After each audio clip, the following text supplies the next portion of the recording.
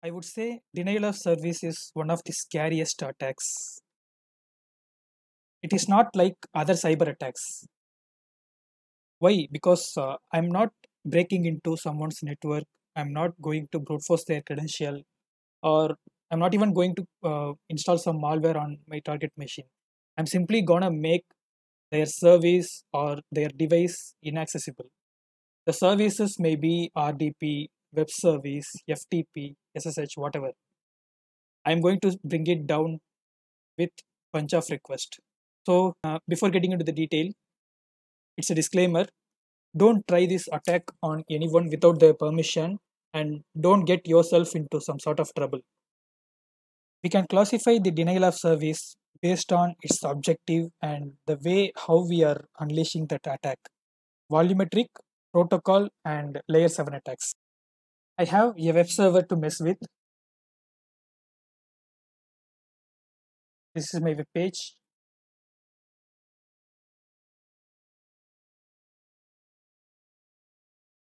and my web page is healthy.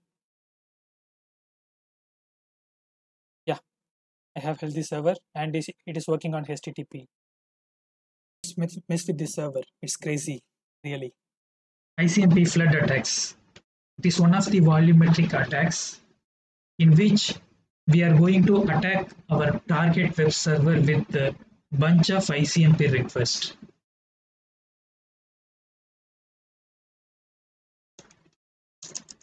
In my Kali Linux, I am using the tool called hping3, which is like a packet crafter. So it will craft some bunch of packets and send it to my target server. So let me give the command hping3 -1 for ICMP, and I am flooding with random sources. I'm flooding from random sources, and finally my target IP. I'm pinging the target IP.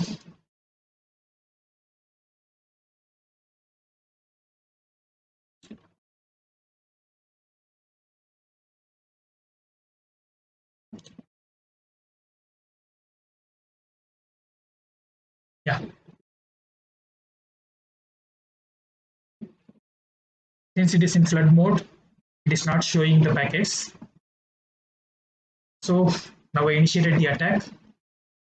Let me see the ping response. Here I'm getting the ping drop because the server is not responding for my ICMP echo request because it's already busy with responding for this flood.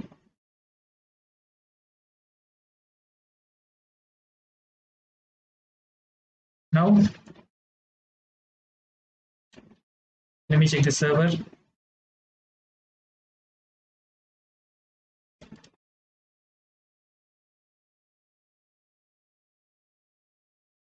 It's still loading.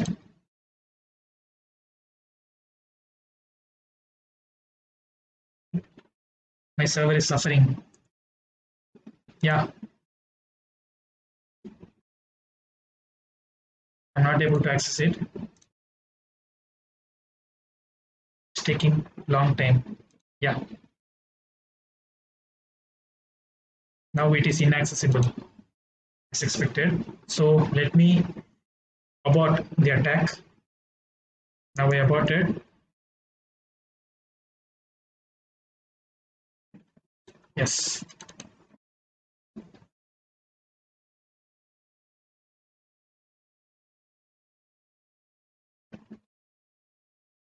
It became up now. So with the simple ICMP packets, I made my web server down. So which is why in most of our internet facing services, we disable ICMP.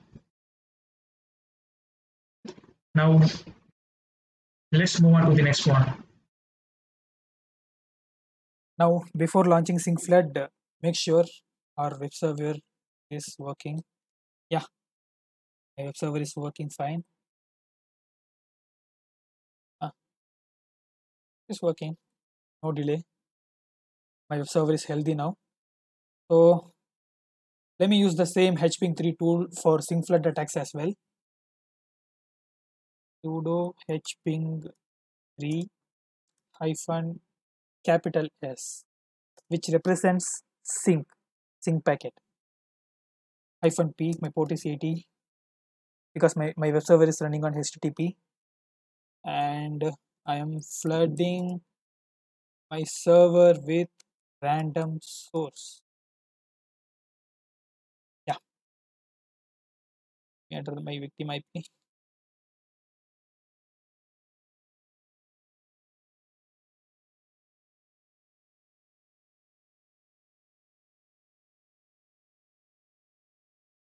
No typo. Yeah, the command looks fine now. Yeah, now I unleashed the attack from hping3.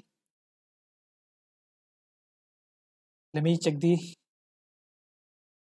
traffic with Wireshark. Here we go.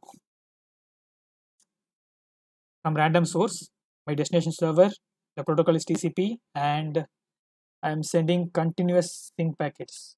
So without response time, without giving response time to my victim, I am sending sync packets. So let's see the boy.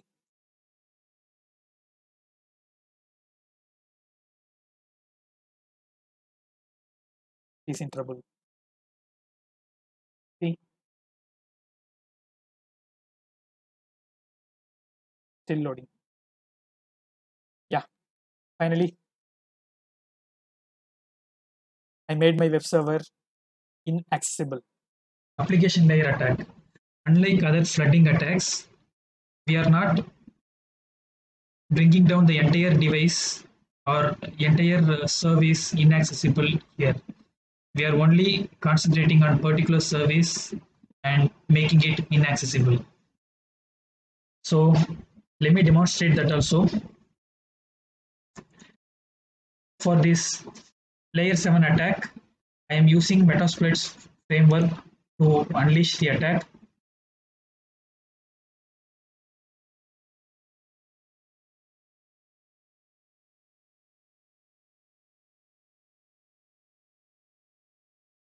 Before that, I am making sure it is accessible. This is my Metasploit console. I am searching for slow loadings.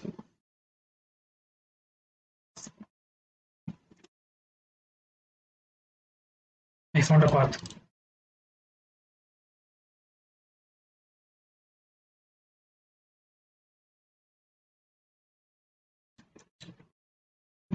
I'm using it.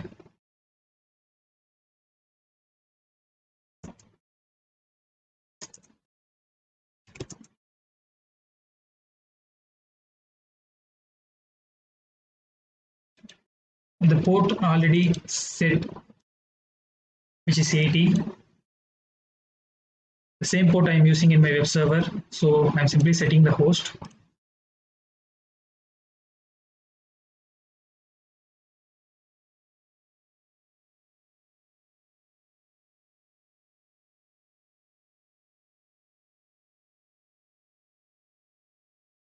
Also, I'm changing the socket count.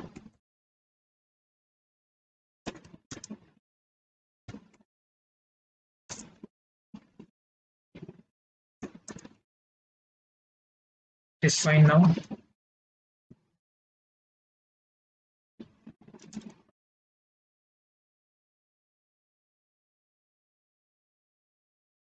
It's accessible.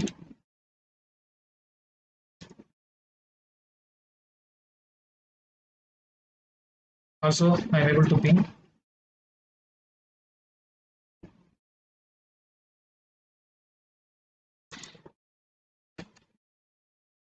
Start exploiting. The exploitation started. It is creating sockets with my target server. It is taking some time to load. My server is struggling. It is trying to respond.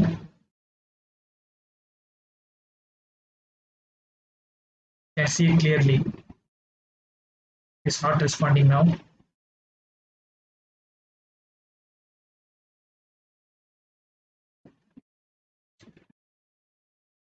Have you noticed it?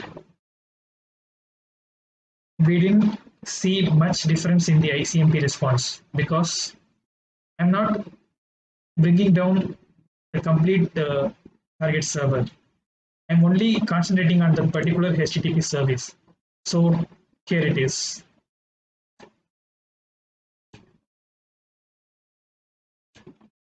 It is not reaching. So we can cross verify with our Wireshark capture. Here you can see from source to target, I'm simply sending some partial packets. So my destination's server is expecting to accomplish the packet, but I'm not going to complete the packet.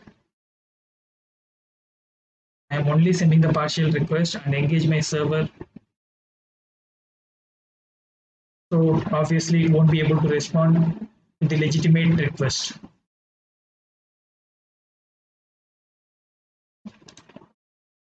I'm aborting this.